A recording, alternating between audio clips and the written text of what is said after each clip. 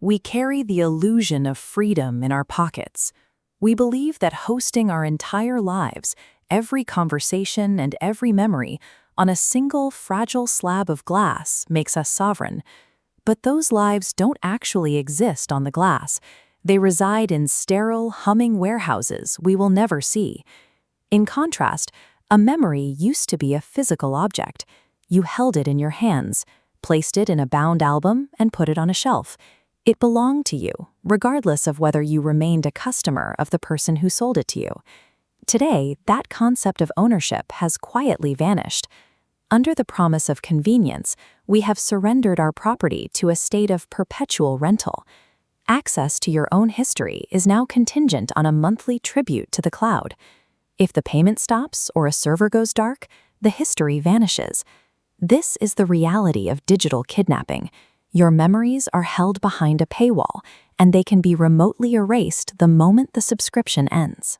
The smartphone is often celebrated for its convenience, but it functions as a digital jailer, keeping our past hostage for a recurring fee. Consider the durability of a mid-century landline. It was a heavy, solid tool designed to last decades. It required no software agreements to function and possessed a physical reliability that didn't expire. Modern hardware is engineered with an expiration date. Devices are designed to degrade shortly after purchase, with batteries that lose capacity and glass that shatters easily, forcing a repurchase cycle by design. Even when the physical device survives, the software demands constant maintenance.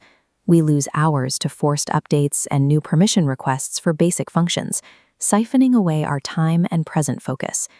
Instead of granting us more freedom, this technology traps us in a cycle of endless, forced consumption.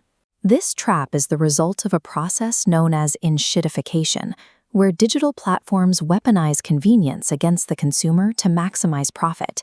It follows a predictable life cycle. First, a platform seduces you with free utility.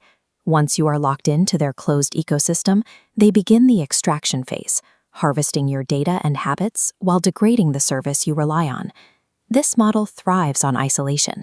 Genuine human interaction is replaced by algorithmic feed mechanics and soulless chatbots, all designed to keep you within the platform's walls. For younger generations, this creates a psychological toll. The pursuit of lasting virtue is replaced by a desperate, fleeting chase for validation from the masses. In this architecture, the human being has been downgraded to the product. Our social connections are no longer the point of the service. They are merely the currency the platform extracts.